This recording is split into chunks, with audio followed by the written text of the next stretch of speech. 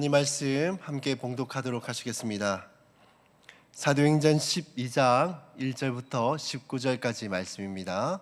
신약성경 사도행전 12장 1절부터 19절입니다. 한 절씩 교독하시고 마지막 절을 함께 합독하도록 하시겠습니다. 그때 헤롯 왕이 손을 들어 교회 중에서 몇 사람을 해하려 하여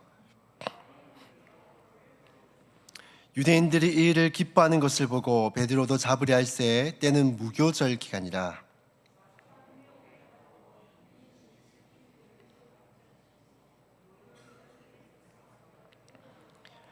이에 베드로는 옥에 갇혔고 교회는 그를 위하여 간절히 하나님께 기도하더라.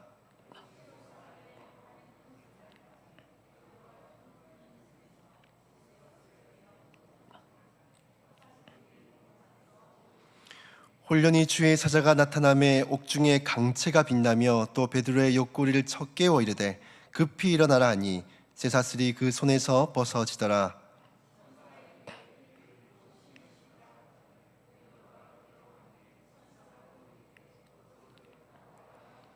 베드로가 나와서 따라갈새 천사 가는 것이 생시인 줄 알지 못하고 환상을 보는가 하니라.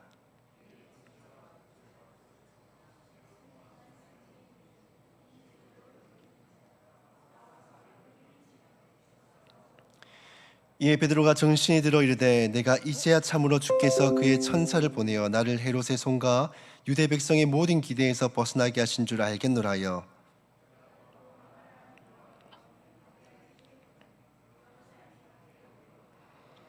베드로가 대문을 두드린데 로데라는 여자아이가 영접하러 나왔다가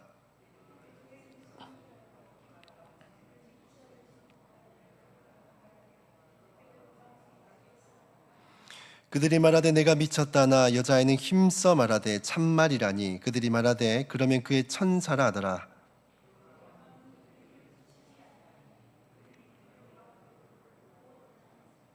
베드로가 그들에게 손짓하여 조용히 하게 하고 주께서 자기를 이끌어 옥에서 나오게 하던 일을 말하고 또 야고보와 형제들에게 이 말을 전하라고 떠나 다른 곳으로 가니라.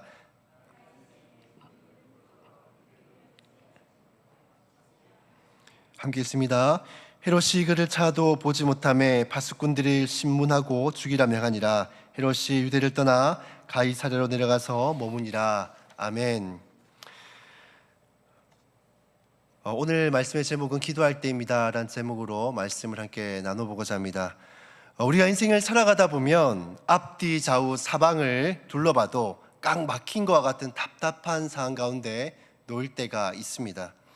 어디를 둘러봐도 현재 상황을 빠져나갈 만한 탈출구는 도저히 보이지 않고 또 앞으로 어떻게 살아야 될지에 대해서 미래도 보이지 않고 또 누군가의 도움의 손길조차도 기대할 수 없는 그런 막연하고 어렵고 답답한 상황이 우리 인생에 때로는 찾아올 때가 있습니다. 그런 상황 가운데서 우리는 어떻게 하면 될까요? 답은 정해져 있습니다. 하나님께 기도하면 됩니다. 오늘 본문을 보시면 소대에 성급하고 있는 암울하고 답답한 상황 가운데 놓인 한 사람이 등장합니다. 바로 예수님의 수제자이자 예루살렘 교회의 중요한 지도자인 베드로입니다. 오늘 본문 1절을 보시면 말씀을 시작할 때에 그때에 라는 말씀으로 시작이 됩니다. 그때에 라는 말은 왜 베드로 옥에 갇혔는가, 베드로 옥에 갇히기 전에 어떤 일들이 벌어졌기에 베드로가 옥에 갇힐 수밖에 없었는가 라는 것을 알려주는 표현입니다. 이 베드로가 옥에 갇히기 전에 사도행전 10장과 11장을 보시면은 중요한 두 가지 사건이 일어나게 됩니다.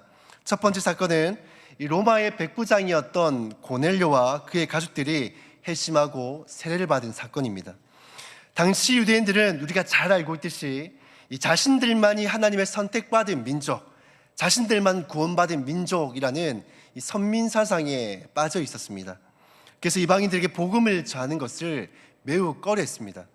그런데 하나님께서 베드로에게 환상을 통해서 이 부정한 짐승들이 있는 바구니를 보게 하시고 또 그것들을 잡아먹으라 라고 말씀을 합니다. 그래서 베드로는 이제껏 자신은 단 한 번도 이 부정한 것을 먹은 적이 없는데 어떻게 이 부정한 것을 먹으란다고 먹을 수 있겠습니까? 라고 이 부정한 음식을 거부합니다. 그래서 하나님은 이렇게 말씀합니다. 내가 깨끗하게 한 것을 네가 어찌 속되다고 말하느냐 하면서 이러한 당신들을 보여주십니다. 그리고 나서 이 환상이 끝나고 난 이후에 고넬료의 집에서 종을 보내어서 베드로를 초청하게 됩니다. 그리고 베드로의 청함을 받아서 가족들에게 이 복음을 전하게 되고 그들이 예수님을 믿고 회심하게 됩니다. 그리고 그들에게 세례를 베푸게 되는데 하늘로부터 성령이 임하는 것을 베드로가 목격하게 됩니다. 이 성령이 고넬료에게 임한 이 사건은 이방인들 가운데도 구원의 길이 열렸음을 보여주는 매우 중요한 사건이 되어집니다. 이를 목격한 베드로는 즉시로 예루살렘 교회에 가서 이방인인 고넬료 가정에 일어난 일들을 예루살렘 교회에 보고하게 됩니다. 그리고 난 뒤에 이 11장에도 중요한 사건이 한 번 더 등장을 하게 되는데요. 그것은 바로 안디옥 교회가 세워지는 것입니다. 이 스데반 집사가 순교 사건 이후에 예루살렘 교회는 이 대대적인 핍박과 박해가 일어나게 됩니다. 그로 말미암아 예루살렘 교회 성도는 이 각지로 흩어지게 됩니다. 이 처음 이 흩어진 예루살렘 교회들은 유대인들을 중심으로 해서 복음을 전하게 되는데, 그런데 이 복음을 전했던 이 소식을 구브레나 혹은 구레네 출신의 몇 사람들이 이것을 듣게 된 것입니다. 근데 이것을 듣게 되고 이제 안디옥에 있는 헬라인들에게까지 이것을 전하게 되어지는데, 이 소수 헬라인들에게 전해졌던 이 복음이 점차 많은 사람들에게 전해지게 되고, 그러면서 헬라인들을 중심으로 교회가 세워지게 되는데, 그것이 바로 이방인들 최초의 이방인 교회라고 불리우는 안디옥 교회입니다. 이 고넬료 가정이 구원을 받고 이방인 교회는 안디옥 교회가 세워진 이 사건은 이방인들도 구원이 이제 열려졌다라는 것을 보여주는 이 두 가지 매우 중요한 두 가지 사건인 것입니다. 그런데 이로 말미암아 큰 문제가 발생하게 됩니다. 당시 일반 백성들은 교회와 사도들에 대해서 적대적이지 않았습니다. 나름 우호적인 시선을 가지고 있었는데, 그런데 이 복음이 전해지면서 이제 사마리아 사람들과 심지어는 저 이방인들, 헬라인들까지도 구원이 임하고 하나님의 백성이 되었다라는 이 사실을 일반 백성들이 받아들이기가 힘든 것입니다. 왜냐하면 이들은 선민사상에 빠져 있었고, 그리고 그것에 대한 우월의식을 가지고 있었는데, 이제는 저 사마리아인들, 자신들보다 못하다 여기고 심지어 매우 무시했던 저 사람들, 또 이방인인 저 헬라인들, 저 사람들에게도 구원이 있다라고 하니까 이것은 도저히 납득이 안 되는 것입니다. 그러면서 우호적이었던 시선이 어떻게 변화되면 교회와 사도들 향해서 적대적으로 바뀌게 됩니다. 그러면서 이제 점차 핍박을 가게 되는데, 이 당시 정치 지도자들도 일반 백성들이 교회에 대해서 부정적이지 않았기 때문에 교회에 대해서 크게 관심도 없었을 뿐더러 핍박을 가하지도 않았습니다. 그런데 일반 백성들이 교회와 이 사도에 대한 적개심을 품기 시작하니까 그들도 이제 교회에 대해서 핍박을 가하기 시작합니다. 당시 이 교회를 핍박했던 대표적인 사람은 이 헤롯 아그리파 1세입니다. 오늘 본문에 등장하는 헤롯은 이 아기 예수님을 죽이려고 했던 헤롯 대왕의 손자이기도 하고, 또 예수님이 십자가에 달리시기 전에 신문을 했던 헤롯 안티파스의 조카가 되기도 합니다. 이 헤롯 아그리파 1세는 아버지가 처형되고 난 후에 줄곧 로마에서 성장을 했습니다. 그러면서 이 왕족들과 함께 크고 교육을 받았는데, 그러면서 이제 이 글라우디우스가 황제가 되면서 자연스럽게 이 헤롯 아그리파 1세가 이 이스라엘의 일부 영토를 받아서 이제 섭정 왕으로서 이렇게 가게 됩니다. 그러다 보니 황제에게 인정을 받아야 하고, 또 인정받기 위해서는 자신이 수여받은 그 영토를 잘 다스려야 했습니다. 그런데 잘 다스리려면 아무래도 이 백성들의 도움과 민심이 참 중요하겠죠.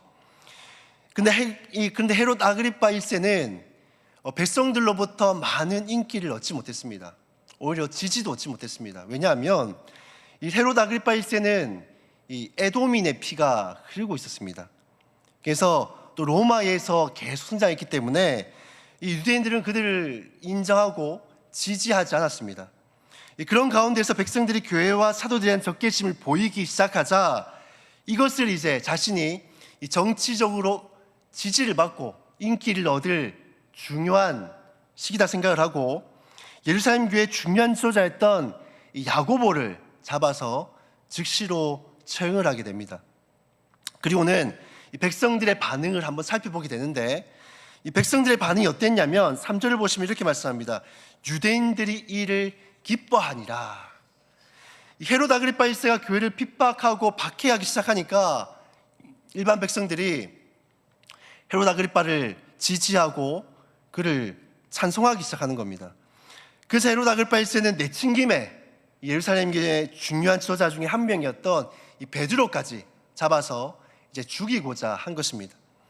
그런 드디어 베드로를 사로잡게 되는데 원래 계획은 야고보처럼 잡자마자 바로 죽일 계획이었습니다. 그런데 잡혔던 시기가 이제 무교절 기간이라서 이제 유월절이 다 끝나고 난 이후에 이제 베드로를 죽이고자 옥에 가두어 두게 됩니다. 그런데 베드로를 어디에 가두어 두는가 하면은 안토니오 요새 지하 감옥에 가두어 둡니다. 이 안토니오 요새는 어떤 것인가 하면요, 로마 병사들의 주둔지가 바로 이 안토니오 요새입니다. 제가 말로만 설명하면 이곳이 어떤 곳인지 잘 모르실 것 같아요. 사진을 제가 2장을 준비했는데요. 한번 혹시 띄워봐 주시겠습니까? 네, 가운데 보시면 있는 곳이 이제 그 예루살렘 대성전이 있는 곳입니다. 그리고 빨간색으로 표시되어 있는 곳이 이제 안토니오 요새인데, 한번 확대된 사진을 한 번 더 보여주시겠습니까? 네, 이게 확대된 사진입니다. 보시면은 4개의 큰 기둥이 있고 성벽이 매우 높고 웅장하다라는 것을 알 수 있습니다. 헤롯은 자신의 정치 생명에 있어서 베드로를 반드시 죽여야만 하기 때문에 절대 도망가지도 못하고 그 어떤 누구도 구출할 수 없는 초롱성, 또 군대가 주둔하고 있는 이 안토니오 요새 지하 감옥 깊숙이 이제 옥에 가두게 된 것입니다. 그리고 가두어뒀을 때 그냥 가두어둔 것도 아니고 손과 발은 쇠사슬로 이제 묶고 제한했습니다. 그리고 4인 1개조로 해서 총 4개조를 운영하며 3시간 단위마다 교대하며 베드로를 철저하게 지키겠습니다. 그러니까 앞뒤 좌우 사방을 봐도 도망갈 곳도 없고 누가 도와줄 수도 없고 또 미래도 내다볼 수 없는 답답하고 막막한 현실 가운데 이 베드로가 놓이게 된 것입니다. 이렇게 힘들고 어려운 상황 가운데 이 교회는 무엇을 했을까요? 우리 5절 말씀 같이 한번 읽도록 하겠습니다. 5절 말씀 함께 읽습니다. 이에 베드로는 옥에 갇혔고 교회는 그를 위하여 간절히 하나님께 기도하더라. 이 로마 병사들이 주둔하고 있고 성벽은 사방이 막혀 있고 매우 높고 튼튼한 초롱성입니다. 그리고 베드로는 철동같이 지키고 있는 군사들이 근접해서 지키고 있습니다. 또 손과 발에는 쇠사슬로 묶였습니다. 인간적으로 탈출도 불가능하고 누군가 구출해 주는 것도 불가능합니다. 이 사방이었어요. 도저히 답이 없는 막막한 상황이지만 그런 상황 가운데서 교회는 무엇을 했냐면 베드로를 위해서 기도했다는 것입니다. 그런데 기도했을 때 어떤 일이 벌어졌을까요? 6절 7절 말씀에 보면 헤롯이 잡아내려고 하는 전날 밤이라고 되어 있습니다. 이 전날 밤은요, 베드로를 처형하기 바로 전날이라는 것입니다. 이제 날만 막으면 베드로는 꼼짝없이 야고보처럼 죽을 수밖에 없는 그런 상황 가운데 놓였습니다. 그런 긴박한 상황 가운데 딱 하루 전날 하나님의 사자가 나타나서 베드로의 욕구를 쳐 깨우기 시작합니다. 그리고 손과 발에 있는 쇠사슬이 스르르 풀리게 됩니다. 그런 천사에게 이끌려 첫째와 둘째 파수를 지나 마지막 세문에 이르렀는데 이 세문이 저절 열리고 한참 거리 들어갔을 때 천사가 떠났다라고 말씀합니다. 여러분, 쇠사슬이야 우리가 이것을 푸는 것도 말이 안 되지만 어떻게 이것을 풀었다라고 칩시다. 근데 하지만 바로 옆에 지키고 있는 군사들은 어떻게 합니까? 그리고 문을 벗어난다 하더라도 문 밖에 있는 그 병사들은 또 어떻게 뚫고 지나갑니까? 그리고 이 병사들 4명을 어떻게든 또 뚫고 지나갔다고 칩시다. 그러면은 이 안토니오 요새는 파수꾼들이 지키는 문이 두 개가 있습니다. 여기는 승인을 받은 자들이 통과를 하는 겁니다. 그럼 이 문을 어떻게 통과를 할 것입니까? 그리고 어떻게 여차여차해서 또 승인을 받아 통과했다고 또 쳐보시길 바랍니다. 마지막에 있는 것이 이제 시내로 들어가는 쇠문인데 이 쇠문은 혼자 우리가 열고 싶다 해서 열 수 있는 문이 아닙니다. 이것을 담당하고 있는 경비병들이 이 쇠사슬 문을 열어줘야지만 이것을 열 수가 있는 것입니다. 매우 문이 튼튼하고 무겁기 때문에 개인적으로 여는 것은 불가능합니다. 하지만 그럼에도 불구하고 전부 다 하나하나 모든 것들이 불가능해 보이는 상황인데, 그럼에도 불구하고 모든 상황들 가운데 그러한 상황들을 넘어서서 베드로가 탈옥했다는 것은, 이것은 인간적인 어떤 표현으로 도저히 설명이 되지 않는 것이라는 것이죠. 우린 이것을 무엇이라 말하냐면 하나님의 은혜라고 말합니다. 그리고 기도의 응답이다 말합니다. 사랑하는 여러분, 인생에 있어서 이 사방이 막힌 것 같은 답답한 상황 가운데 있다 하더라도, 도저히 해결되지 않을 것 같은 그런 상황 가운데 놓여져 있다 하더라도, 혹은 앞이 보이지 않는 암울한 현실 가운데 놓여져 있다 하더라도, 혼자선 도저히 벗어날 수 없는 그런 상황 가운데 놓여져 있다 하더라도, 인간적인 도움을 어디서 구할 수 없는 상황이라 하더라도, 우리 하나님은 그 모든 상황들로부터 우리를 벗어나게 하시고 우리를 구원해 주실 수 있는 분이심을 믿으시길 바랍니다. 우리를 묶고 있는 것이 아무리 우리를 겹겹이 에워싸고 있다 하더라도, 단단하다 하더라도 하나님은 그 모든 것에서 우리를 자유를 줄 수 있는 분이십니다. 그러므로 우리는 힘들고 어려운 상황 가운데 놓일수록, 아무도 나에게 도움을 주지 않을수록, 또 앞이 보이지 않을수록 우리는 하나님 앞에 더 기도하고 더 도움을 구해야 하는 것입니다. 그러한 자들 가운데 하나님의 놀라운 기도의 응답이 있을 줄로 믿습니다. 뿐만 아니라 힘들고 어려운 상황일수록 하나님을 붙들어야 됩니다. 그리고 기도해야 됩니다. 이러한 사실을 알면도 불구하고 때로는요, 기도의 자리에 나아가야 되지만 기도하기 힘들 때가 있습니다.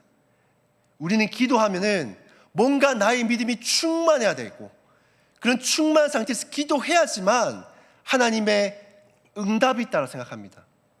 물론 믿음의 기도는 하나님의 역사십니다. 하지만요, 오늘 이 본문 사건을 통해 우리가 알려주고 있는 것은 무엇이냐면, 때로는 우리의 그 믿음이 기대에 미치지 못한다 할지라도, 때로는 우리의 그 믿음이 연약함 가운데 기도한 것이라 할지라도, 확신을 갖고 기도한 것이 아니라 할지라도, 그럼에도 불구하고 하나님은 우리의 그 기도를 들으시고 응답하신다라는 사실입니다. 우리는 생각할 때 베드로를 위해서 기도했던 예루살렘 교회가 엄청난 그들의 믿음을 가지고 베드로를 위해서 기도했을 것이라 생각합니다. 하나님, 이 베드로 불가능해 보이지만 탈옥하게 도와주십시오. 그렇게 될 줄 믿습니다라고 우리는 기도했을 것이라 생각합니다. 근데 오늘 본문을 보면 어떻습니까? 베드로가 하나님 은혜로 타락한 후 이 마가의 어머니 마리아의 집에 갔을 때, 그때 예루살렘 세대를 만나게 갔을 때 대문을 똑똑똑 이제 베드로 두들깁니다. 그때 요정이었던 로데가 나오는데, 이 대문에서 이제 베드로의 음성을 듣고 이제 모여 있는 예루살렘 교회 지체들에게 베드로가 왔다라고 알립니다. 그러자 이 예루살렘 교회 지체들의 반응이 어떻습니까? 그럴 리가 없다. 베드로가 아니라 네가 본 것은 그의 천사일 것이다 라고 대답합니다. 이 말은 무엇을 뜻합니까? 예루살렘 교회가 베드로를 위해서 기도하긴 했지만 큰 기대감을 갖고 큰 확신을 갖고 기도하지는 않았다라는 것입니다. 왜냐하면 주어진 그 현실이 너무나도 현실적으로 불가능하고 암울한 상황이었기 때문입니다. 아까 전에도 말씀드렸지만 안토니오 요새에 가둬뒀다라는 것은 못 빠져나온다는 것입니다. 그런 상황 가운데서 기도는 했지만 설마 나오겠나 생각했던 것이죠. 그런데 어떤 일이 벌어졌습니까? 기대감 없이 기도했음에도 불구하고, 확신을 갖고 기도하지 못했음에도 불구하고, 그런 기도에도 하나님은 응답하시고 역사하시더라라는 것입니다. 하나님은 물론 우리의 믿음의 기도 가운데 역사하시기도 합니다. 하지만 우리가 믿음이 없을 때도, 혹은 확신이 없을 때도 우리는 그렇기 때문에 더 기도해야 되는 것입니다. 왜냐하면 그러한 기도조차도 하나님은 응답하시기 때문입니다. 우리의 작은 신음조차도 하나님 들으시고 응답하시기 때문입니다. 왜 그렇게 하시는 줄 아십니까? 믿음이 없는 자가 기도의 응답을 체험하면 어떻게 될까요? 믿음이 없어질까요? 없어질까요? 더 생길까요? 믿음이 더 생기겠죠. 믿음이 있는 자에게 그 믿음을 통해 역사하시기도 하지만, 믿음이 없을 때는 믿음이 없는 자의 그 기도 가운데 역사하셔서 연약한 믿음을 하나님은 더 견고하게 세우시고 더 일으켜 세워주시는 것입니다. 하나님 예루살렘 교회의 그 지체들을, 그 믿음을 이 핍박과 환난 가운데서 더 힘들어지는 이 상황 가운데서 그들의 믿음을 더 굳건하게 세워주시기 위해서 비록 그들의 작은 기도였지만, 확신이 없는 기도였지만 그러한 기도조차도 하나님께서 응답하신 것입니다. 사랑하는 여러분, 그러므로 우리의 인생 가운데 큰 문제가 닥쳤을 때, 어려움이 닥쳤을 때, 아무것도 보이지 않을 때, 누군가에게 도움을 내밀 수도 없을 때, 그럴 때 하나님을 찾으십시오. 때로 나의 믿음이 온전하지 않다 할지라도 그래도 하나님을 찾으십시오. 하나님은 우리의 믿음이 부족하여도 우리의 그 기도를 통해서 응답하시고 역사하신 줄로 믿습니다. 사랑하는 여러분, 기도만이 깡 막힌 우리의 인생의 유일한 답이 되는 줄로 믿습니다. 사랑하는 여러분, 힘든 상황 가운데 놓이신 분이 계십니까? 그러면은 지금이 바로 기도할 때인 줄로 믿습니다. 하나님 앞에 기도하시고 또 역사하시는 그 하나님을 기도를 통해 체험하시고 만나는 저 여러분들 다 되시기를 주님의 이름으로 축복합니다. 기도하도록 하겠습니다. 참으로 좋으신 우리 하나님 아버지, 우리의 인생에는 원치 않게 때로는 참 많은 시련과 고난과 핍박이 닥쳐올 때가 있습니다. 누군가 그러한 순간에 손을 내밀어서 나를 도와주면 좋겠지만 주변에 손을 내밀어 도와줄 사람조차도 보이지 않는 막막한 상황 가운데 놓일 때도 있습니다. 하나님, 그러한 상황 가운데서도 우리는 하나님을 찾고 기도할 수 있게 도와주십시오. 우리가 기도할 때 아무런 현실적으로는 이 문제가 해결되지 않을 것 같은 상황 가운데서도 하나님 응답하시고 또 아무도 손을 내밀어 주지 않는 그 상황 가운데서도 하나님은 손을 내밀어 주시는 분이시기에 우리가 우리의 모든 힘든 상황과 어려움들을 주님 앞에 맡겨드리며 기도할 수 있는 우리 모두가 될 수 있게 도와주시옵소서. 때론 나의 그 믿음이 연약하고 또 부족하여서 과연 내가 이렇게 기도해도 하나님 응답하실까? 과연 내가 기도해도 이 문제가 해결될까? 하는 막연한 마음이 내 가운데 있지만 그럼에도 불구하고 기도할 때에 그 기도를 통해 역사하신다는 것을 우리가 오늘 들었습니다. 하나님, 믿음이 없을수록 또 확신이 없을수록 더 하나님을 찾고 붙들게 하여 주시옵소서. 그래서 우리의 그 기도를 들으시고 응답하시는 그 하나님을 통해 우리의 믿음이 날로 더 성장하고 더 견고해질 수 있도록 하나님 은혜를 다하여 주시옵소서. 돌아가는 발걸음 가운데 함께하여 주시고 한 주간 우리의 삶 가운데 늘 동행하시며 힘들고 어려운 일 있을 때마다 주님 찾고 구하고 주님을 만나는 그런 우리 모두가 될 수 있도록 은혜를 다하여 주시옵소서. 이 모든 것에 감사를 드렸고 우리 구주이신 예수님의 이름으로 기도드립니다. 아멘.